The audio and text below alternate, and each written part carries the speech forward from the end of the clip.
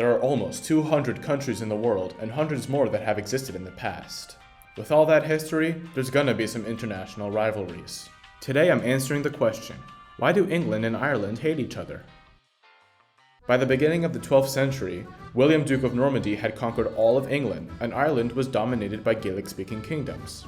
There wasn't a lot of interaction between the two islands until some internal conflict in Ireland led to the deposition of Dermot MacMurrough from the throne of Leinster in 1167. Side note, Dermot MacMurrough is the anglicized name. The old Irish name is this, and I refuse to mispronounce it. Anyway, MacMurrough didn't like being deposed very much, so he asked the Anglo-Normans to help him regain his kingship. Led by Richard Strongbow de Clare, 2nd Earl of Pembroke, the Anglo-Normans, including the Fitzgerald family, invaded Ireland to retake Leinster and raid the neighboring kingdoms. Strongbow succeeded and claimed Leinster after MacMurrough's death. But before the year was even over, King Henry II of England came through and took control for himself, establishing the Lordship of Ireland with the help of the Pope and demoting Strongbow de Clare to Lord Chief Justice of Ireland. Starting at this time, the kings of England claimed all of Ireland, and were often at war with the Gaelic kings left on the island, including the now heavily Irishified Fitzgerald family. The English holdings in Ireland were slowly taken back over the next few centuries, until they were reduced to an area centered on Dublin that was referred to as the English Pale. This changed after the convoluted as hell War of the Roses ended, and Henry VIII was on the scene. Aside from splitting from the Catholic Church and divorcing and beheading his wives, Henry VIII also had aspirations in Ireland. By the time he became king, the standard was direct rule in the Pale and then just kind of allowing the other Irish monarchs to rule in the king's name and leave it at that. But Henry was an ambitious man. When the Earl of Kildare, Thomas Fitzgerald, denounced Henry VIII for abandoning Catholicism and invaded Dublin, Henry was like fuck it and began his conquest of the island. Meanwhile, since the title Lord of Ireland was supported by the Pope and Henry VIII wasn't really on good terms with that guy, he threw away that title and made himself King of Ireland in case anybody was unclear on what his goal was. He didn't complete that goal in his lifetime, but by the rule of King James I, all of Ireland was under English control.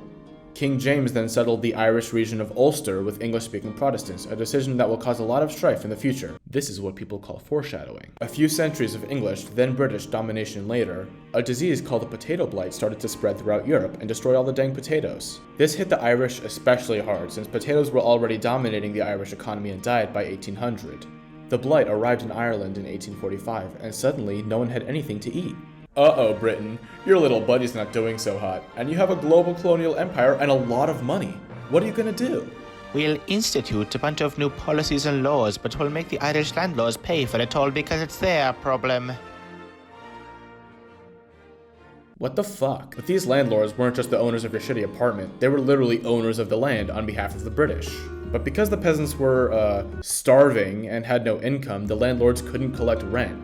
And now the tenant farmers and laborers that lived on the land were not only starving, but also evicted.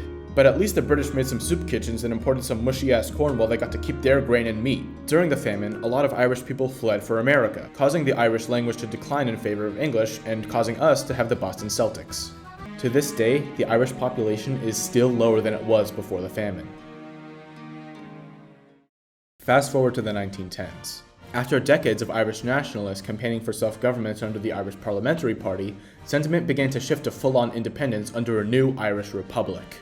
The Irish War of Independence broke out in 1919, with the Irish Republican Army using guerrilla war tactics against the British. For those of you who don't know what guerrilla warfare is, it's a more irregular form of warfare, involving ambushes, raids, and skirmishes as opposed to conventional warfare, which is more organized and professional. In 1922, the war ended, with the Catholic South becoming the independent Irish Republic and the smaller Protestant North remaining with the United Kingdom. This partition was not well received by many Irish people who desired a united Ireland. It was made worse by discrimination against Catholics in Northern Ireland.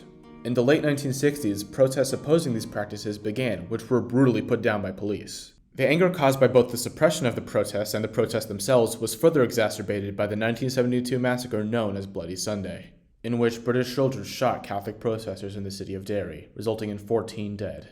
The rise in animosity between these two communities began a decades-long conflict known as the Troubles. The Troubles were dominated by Republican and Loyalist paramilitary groups that used guerrilla tactics and bombings, including car bombings. They largely ended with the changes made by the Good Friday Agreement in 1998. But with Brexit creating even more political and economic division in Ireland, it seems things are far from over.